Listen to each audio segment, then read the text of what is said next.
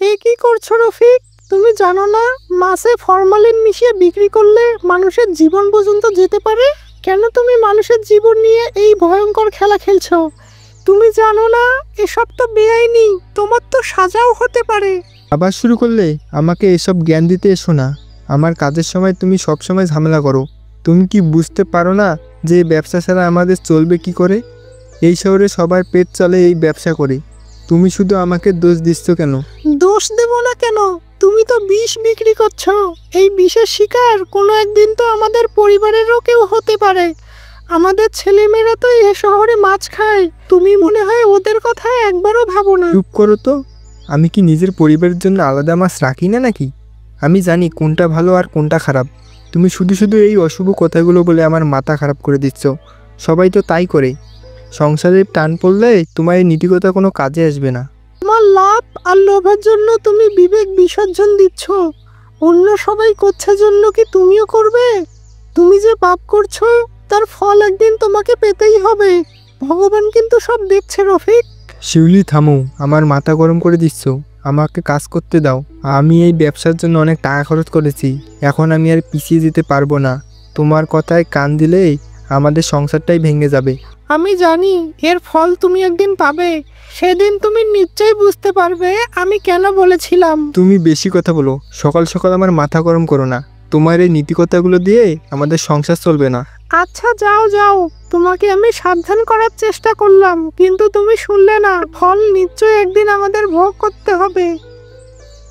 মা, মা কোথায় গেলে? জলদি এসো, আমার পেট ব্যথা করতেছে। রনি, কি হয়েছে বাবা?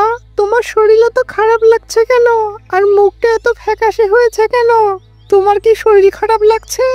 মা, আমার পেট ব্যথা করছে আর মাথা ঘুরছে। স্কুলে কিছু খাইনি, কিন্তু দুপুরে অঙ্ক খাতাটা আনতে গিয়েছিলাম বন্ধুর বাড়ি।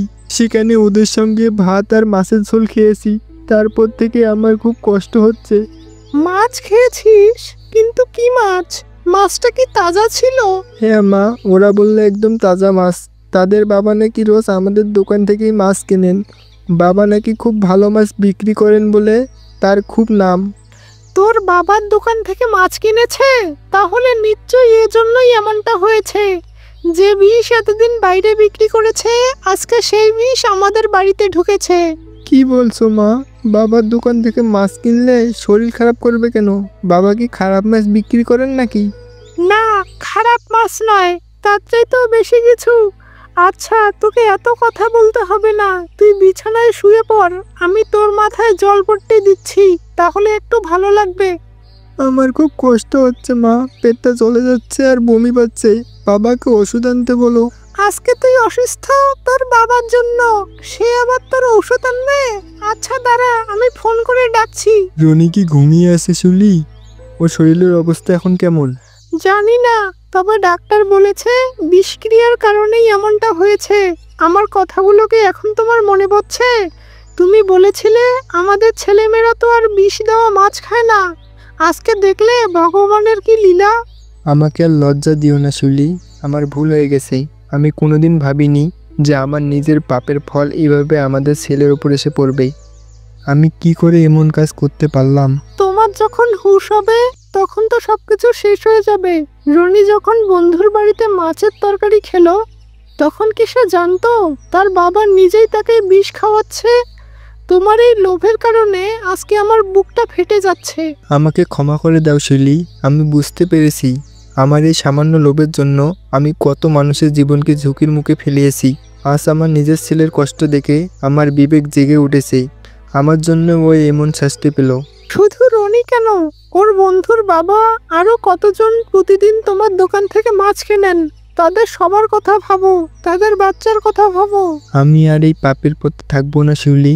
আজ থেকে আমি প্রতিজ্ঞা করছি এই কাজ আমি আর করব না।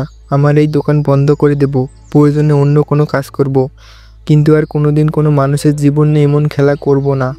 আজ আমি বুঝতে পেরেছি টাকার চেয়ে বিবেকের মূল্য অনেক বেশি। যাক, ভালো হয়েছে। এতদিন পর যে তুমি একটা সুবুদ্ধি পেয়েছো, এই জন্য ভগবানকে ধন্যবাদ। তুমি আর ফরমালিন দিয়ে মাছ বিক্রি করো না। এসব অসৎ ইনকাম আমাদের আর প্রয়োজন নেই। তুমি সৎভাবে মাছ বিক্রি করো, আমাদের সংসার তাতেই চলবে। তুমি ঠিক বলেছ শিউলি। আমি আর অসৎভাবে ইনকাম করব না। এখন থেকে আমি সৎভাবে মাছ বিক্রি করব এবং তা দিয়ে সংসার চালাবো। আমিও তাই চাই, তুমি সৎভাবে মাছ বিক্রি করো। সংসারে একটু অভাব থাক, কিন্তু আমরা কোনো না কোনো একটা ব্যবস্থা নিশ্চয়ই করে নেব। বন্ধুরা, কেমন লাগলো আজকের ভিডিওটি তা অবশ্যই কমেন্টে জানাবেন। সেই সাথে চ্যানেলের নতুন দর্শক হলে সাবস্ক্রাইব করতে ভুলবেন না। ধন্যবাদ।